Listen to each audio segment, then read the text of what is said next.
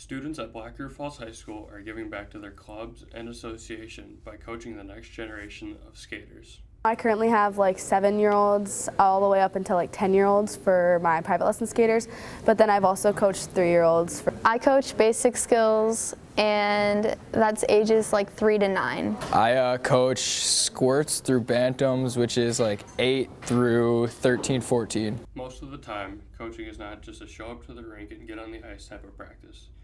It includes a lot of preparation to utilize the fast passing minutes with limited ice time with your skaters each week. Skater, I will plan how much time we're gonna divide for each jump or each spin or each moves that he has to do, just so that we can be efficient with our timing. Look ahead at what different elements I'll be teaching the kids, as well as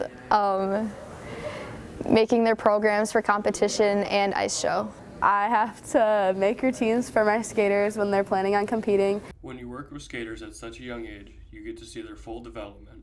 This can be a very rewarding experience and process for coaches. Watching the kids grow and have fun with the game of hockey.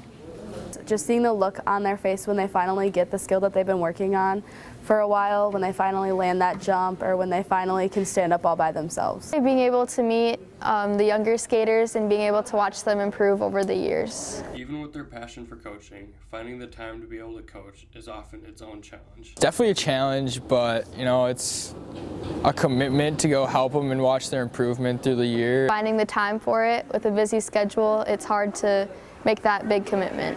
While coaching, these students are building skills that they can continue to use coaching, at school, and in the real world. Coaching has made me just kind of better at being around people and talking to adults and being more professional. I have to talk a lot with board members and skater parents, and so it just makes it easier for me to be more professional when I'm talking with them. For these students, this was also their starting point for where their passion started to grow for the sport they are now coaching today. This can be very bittersweet knowing that they were once the kids that were being taught how to take their first steps on the ice. I think it's important to give back to the club because I grew as a skater there, and I think it's very cool to kind of do what they did for me.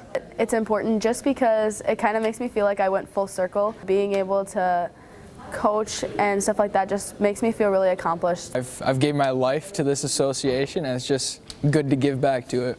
Throughout their time coaching, these students have been taught too many lessons to count.